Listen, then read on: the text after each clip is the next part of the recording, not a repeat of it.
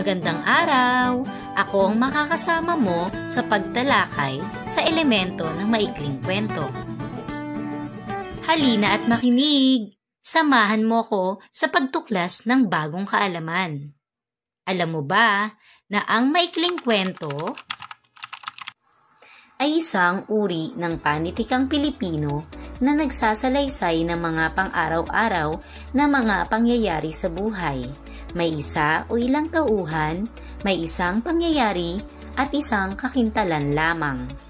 Talakayin na natin ang mga elemento ng maikling kwento. Ano-ano kaya ang mga ito? Halina at muling makinig! Unang elemento, tauhan. Tumutukoy sa mga nagsisiganap sa kwento. Maaaring protagonista na siyang pangunahing tauhan sa kwento at halos lahat ng pangyayari sa kanya ay may kaugnayan. Ang antagonista ay siyang kalaban ng pangunahing tauhan. Ikalawang elemento, tagpuan. Nakasaad naman dito ang oras o panahon at lokasyon kung saan nangyari ang mga pangyayari sa kwento. Ang ikatlo ay ang banghay. Makikita rito ang maayos na pagkasunod-sunod ng mga pangyayari. Ang mga ito ay ang sumusunod. Panimula.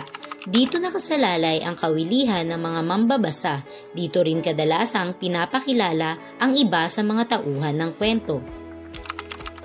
Sunod ay ang pataas na aksyon o saglit na kasiglahan. Naglalahad ng panandaliang pagtatagpo ng mga tauhang masasangkot sa suliranin. Sa kasukdulan, nakakamtan ng pangunahing tauhan ang katuparan o kasawian ng kanyang ipinaglalaban.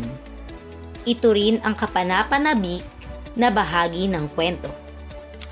Ang tulay naman sa wakas ng kwento ay ang pababang aksyon o kakalasan. Ang kasukdulan sa bahaging ito ay nabibigyang linaw. Panghuli ay ang wakas. Makikita rito ang naging kahihinatnan ng mga tauhan o kinalabasan ng komplikasyon ng problema. Ang kakintalan o aral ay kasama rin sa elemento ng maikling kwento. Ito ay mensahe, kaisipan, o aral ng kwento. Narito naman ang uri ng maikling kwento. Una, ang kwento ng katutubong kulay. Binibigyang diin ang kapaligiran at ang mga pananamit ng mga tao sa isang lugar, ang kanilang kultura, paniniwala, ang uri ng pamumuhay at hanap buhay ng mga tao sa nasabing pook. Ikalawa, kwento ng pakikipagsapalaran. Nasa balangkas ng pangyayari o pagkasunod-sunod na mga pangyayari ang kawilihan o interes sa kwentong ito. Ikatlo, kwento ng kababalaghan. Mga di kapanipaniwalang pangyayari ang inilalahad dito, bukod pa sa mga katatakutan ang siyang diin ng kwentong ito. Ikaapat, kwento ng tauhan. Sa kwentong ito, ang interes at diin ay nasa pangunahing tauhan. Ikalima, kwento ng katatawanan. Ang binibigyang pansin sa kwentong ito ay magpatawa at bigyang aliw ang mambabasa. Sana marami kang natutuhan sa araw na ito.